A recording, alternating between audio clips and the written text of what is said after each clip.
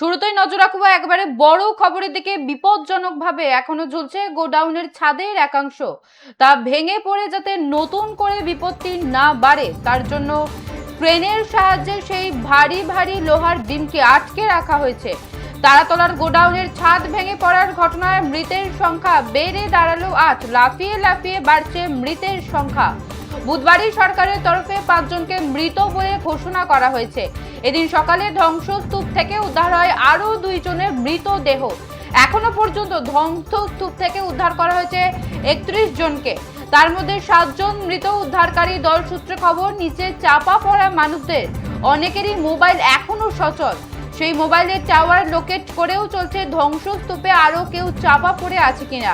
এছাড়া সেনার কাছে থাকে একটি বিশেষ র্যাডারও আনা হয়েছে, তাতে তুষার ধসে কেউ চাপা পড়ে আছে কিনা তা বোঝা যায়। সেই যন্ত্র নিয়ে এখন তারাতলার ধ্বংসস্তূপের নিচে চলছে প্রাণের সন্ধান। তারাতলা দুর্ঘটনার পরে ১৮ ঘন্টারও বেশি সময় কেটে গেলেও এখনো ভিতরে বেশ কয়েকজন আটকে রয়েছে বলেই অনুমান উদ্ধারকারীদের। স্নিফার ডগ ও অত্যাধুনিক যন্ত্র ব্যবহার করে ভিতরে আটকে থাকা মানুষদের খোঁজ চলছে। তারাতলার ধ্বংসস্তূপ থেকে বৃহস্পতিবার সকালে আরো ৫ জনকে উদ্ধার করা হয়েছে, কিন্তু তাদের পরিস্থিতি সম্পর্কে এখনো কোনো সরকারি আপডেট মেলেনি। এখনো চলছে উদ্ধার কাজ। ঘটনাস্থলে উপস্থিত রয়েছেন স্বরাষ্ট্র সচিব ও স্বাস্থ্যমন্ত্রী।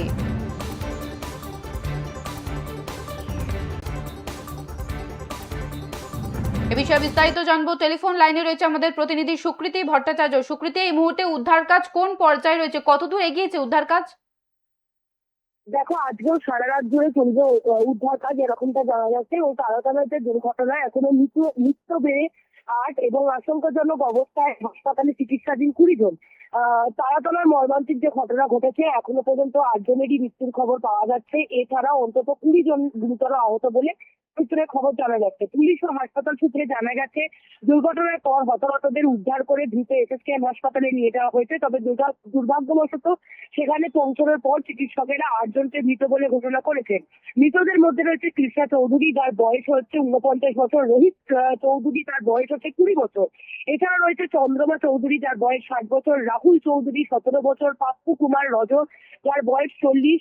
এছাড়াও ঘি কুমার, তার বয়স হচ্ছে ১৭, আকবর হোসেন, তার বয়স ৫৪ এবং সাহিল সর্দার, যার বয়স ১৭। তাদের মধ্যে বেশ কয়েকজনের মরদেহ ইতিমধ্যেই হাসপাতাল থেকে তাদের নিজ নিজ দেশের বাড়িতে পাঠানোর ব্যবস্থা করা হয়েছে সরকারের তরফ থেকে। বাকিদের দেহ এখনো হাসপাতালেই রয়েছে। তার কারণ একটা শনাক্তকরণেরও ব্যাপার রয়েছে। তার বিশেষত কারণ হচ্ছে একটা ৩ তলা সমান ওয়্যার হাউস ছিল। সেই ওয়্যার হাউসটা এমন ভাবে ভেঙে পড়েছে, গুদামঘরটা এমন ভাবে ভেঙে পড়েছে, তাতে অনেকের মুখ শনাক্তকরণের চেষ্টা করতে পারছেন না পরিবারের সদস্যরা। তাই এখনো কিছু দেহ প্রিজার্ভ করে রাখা রয়েছে। অন্যদিকে এই ঘটনায় আহত ২০ জন বর্তমানে এসএসকেএম হাসপাতালের সিসিইউ এবং ট্রমা কেয়ার ইউনিটের রেড জোনে চিকিৎসাধীন রয়েছে। আহতদের মধ্যে দুর্বাসা মল্ল, মনীষা কুমার, বিশ্বপ্রকাশ, রাজেশ দাস, এরকম অনেকের নাম আমরা জানতে পারছি।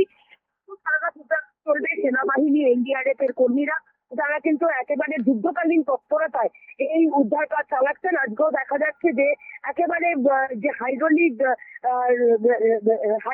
যে র্যাডার গুলো রয়েছে, সেইগুলোর মধ্য দিয়ে আমরা দেখতে পাচ্ছি এই উদ্ধার কাজ কিন্তু চলছে। এখনো পর্যন্ত আরেকটা আপডেট তোমাকে জানিয়ে রাখবো, এই ঘটনায় কিন্তু গ্রেপ্তারও করা হচ্ছে। শতপ্রণোদিত মামলা রুজু করা হয়েছে কলকাতা পুলিশের তরফ থেকে, তুমি জানো।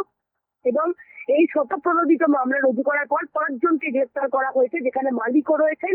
তবে ডেভেলপার যে আছেন তার নাম যেরকমটা আমরা জানতে পারছি, এই ডেভেলপারের নাম আনসার আলী বলে। ডেভেলপারের নাম হচ্ছে আনসার, এবং এই ডেভেলপার ইতিমধ্যেই মৃত বলেও ঘোষণা করা হয়েছে। তার কারণ হচ্ছে তিনি সেই সময় ওই জায়গায় উপস্থিত ছিলেন। সব মিলিয়ে ঘটনার তদন্তও কিন্তু চলছে। প্রিয়া, বেশ, ধন্যবাদ সুকৃতি। যেমনটা জানাছিলাম, তারাতলার ধ্বংসস্তূপ থেকে সকালে উদ্ধার আরো ৫। স্নিফার ডগ ও অত্যাধুনিক যন্ত্র দিয়ে প্রাণের খোঁজ। সচল মোবাইলের টাওয়ারে দেখাচ্ছে দিশা। তারাতলার ঘটনায় মৃতের সংখ্যা বেড়ে দাঁড়ালো ৮। ঝুলন্ত ছাদকে ক্রেনের সাহায্যে আটকে রাখার ব্যবস্থা।